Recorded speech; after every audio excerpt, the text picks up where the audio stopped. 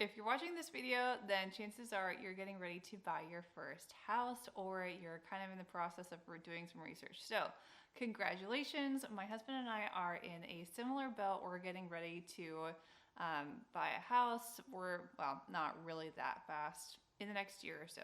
I wanted to share 6 quick tips on and resources that you can use in order to save for a house faster, know kind of the things that you need to be having in place before you buy the house, and just some ways to stay on track with that.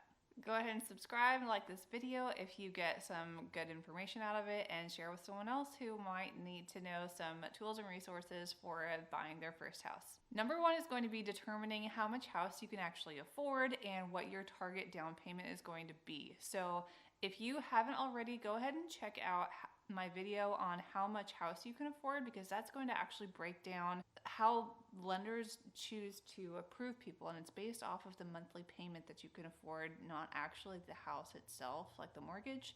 So go ahead and check that out, because that will change the amount of house that you can actually buy, which also changes the amount of down payment that you should probably have in order to actually purchase the house. Once you've established how much you actually want to have as a down payment, I would highly suggest looking in your area, possibly with a local credit union, for a first-time homeowners savings account option. So for like us, yeah, we have a credit union that actually offers 2% interest, which if you looked at your savings account interest rates, normal personal savings accounts are approximately 0.07%.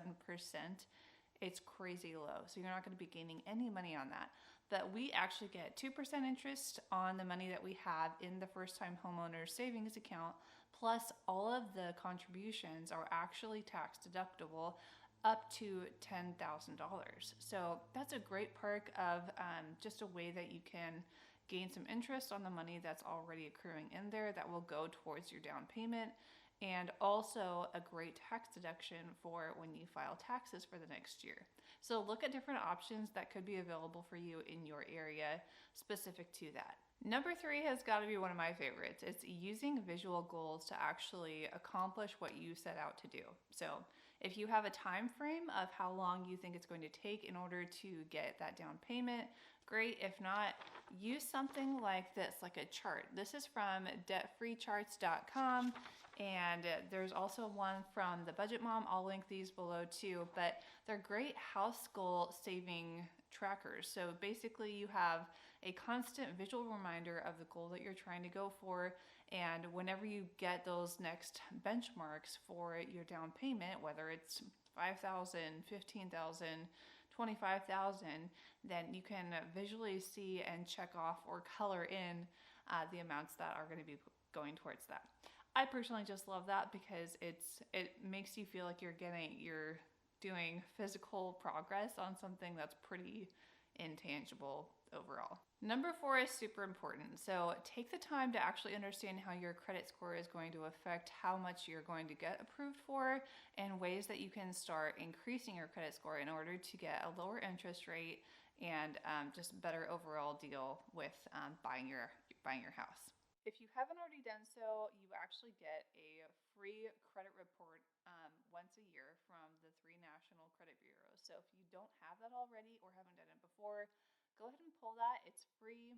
You can actually see what your outstanding balances are, what your credit score is, and from there you can get some ideas on, okay, I need to start knocking out debt so that I can have. Number 5 is actually creating and sticking to a budget if you haven't already. So if you're not already on this, then go download a budgeting app like You Need a Budget, Mint, Every Dollar, or do a spreadsheet. I actually have a budget template that you can download on Etsy for $5, and I'll link to that below. But that's what I personally use to stick to our budget and what we've used to pay off debt, save, and more. The last tip I want to mention is adding on a side job or side business to make the process go faster. And why I say this, if you have time, obviously, if it's not worth it, don't worry about it. Maybe just buckle down and save on expenses in other areas so that you can reach that goal faster. But if you're like me, then you know that especially during this whole quarantine time, that having more than one source of revenue is can be really great because it alleviates the stress that you have on a job loss or reduced pay, because you have money coming in from another place. And when you have a side job, it's something that it doesn't have to be permanent. Or if you want to start your own side hustle, side job, side business, then that's something that you can either keep doing from, that's something that you can keep doing even after you actually buy your house. Or you can just say, okay, I've reached my financial goal, I can let up on that and I don't need to keep doing this. But it still gives you the option of having another revenue stream to reach your financial goals. And let me know in the comments below when you're thinking of buying a house, and if so, what kind of down payment you're looking at and why. Don't forget to subscribe and like this video and share with someone else who could benefit from this information, and I'll see you later.